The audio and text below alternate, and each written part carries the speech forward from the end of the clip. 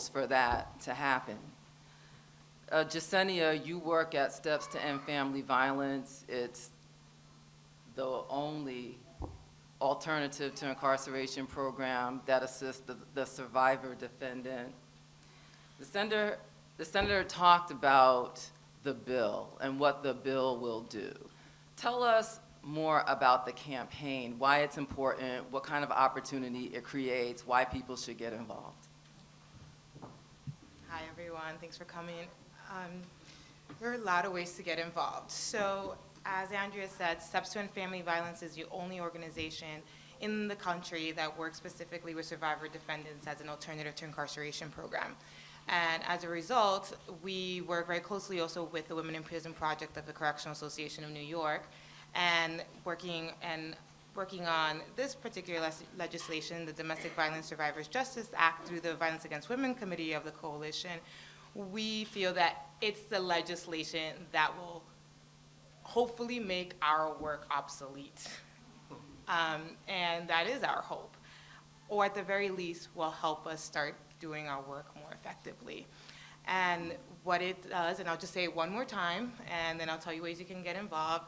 It is a bill that says if you're a survivor of domestic violence, if your history of abuse was a significant contributing factor to the charged crime, and if it would be unduly harsh to charge you under the regular sentencing scheme in New York State, you can apply to be sentenced under the Domestic Violence Survivors Justice Act.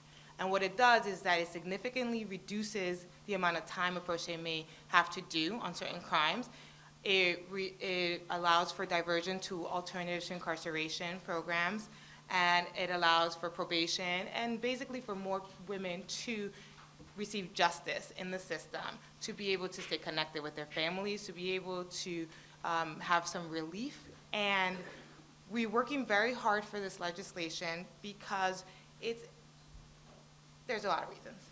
Debbie's story is clearly a horrific story of injustice in the system, but Deborah's story is not the only one.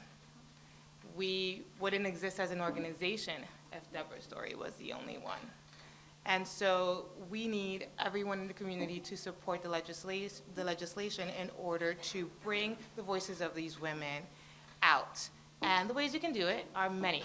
Then one way is to go to www.dvsurvivorsjusticeact.org, sign the petition.